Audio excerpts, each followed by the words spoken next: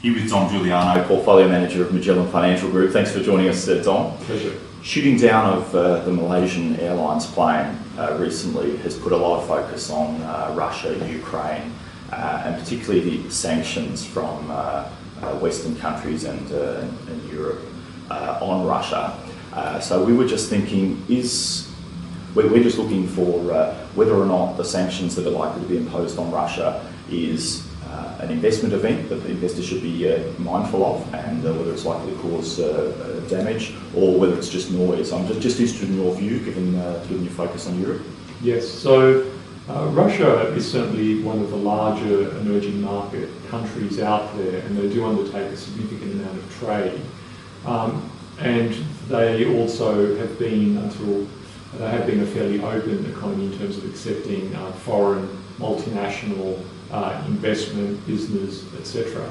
And so certainly some of the companies that we look at, for instance, have extensive operations in Russia.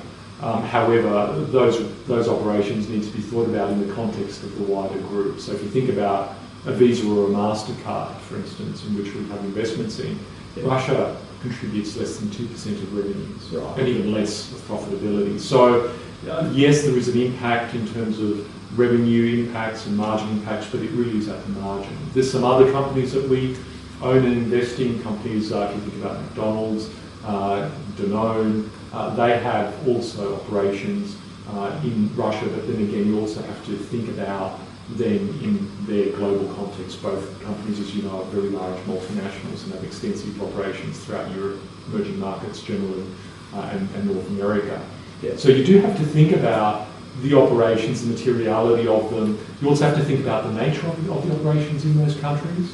Yeah. So for instance, do you sell into that country and the inputs into the product are produced within the country, so you don't suffer from FX, foreign exchange translation impacts, or are you importing materials into the final goods into Russia, which actually does have an adverse impact on those businesses. Right. So particularly after the ruble's gone down significantly. Okay, so I think the message here for your listeners and clients is that you do need to think about Russia, but in the context of the global portfolio, it should be a relatively minor part of the overall portfolio.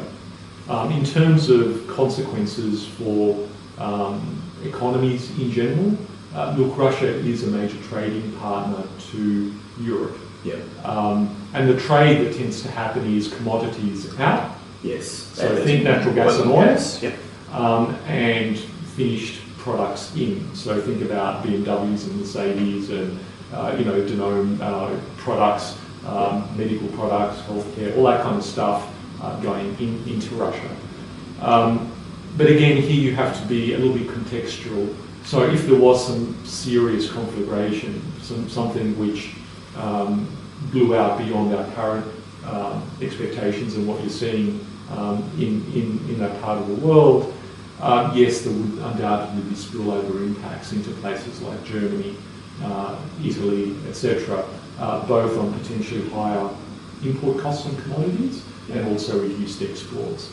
But let me put this into context. Even for a country like Germany, Russia is, I think it's 11th largest or 10th largest export market. Right, right. Okay, and 7th largest import market. Yeah. Okay, and again, what's being imported in is energy, and it's a commodity. You can substitute it ultimately. Yeah. So things could get a little bit rocky. It could impact on sentiment, but let's just keep that into context in terms of what it might mean globally, and more particularly to Europe and its major trading partners around Europe. Yeah. Well, thanks for that. I think that's really useful information, particularly keeping in context of what's going on. Yep. So appreciate your time, Tom. Pleasure.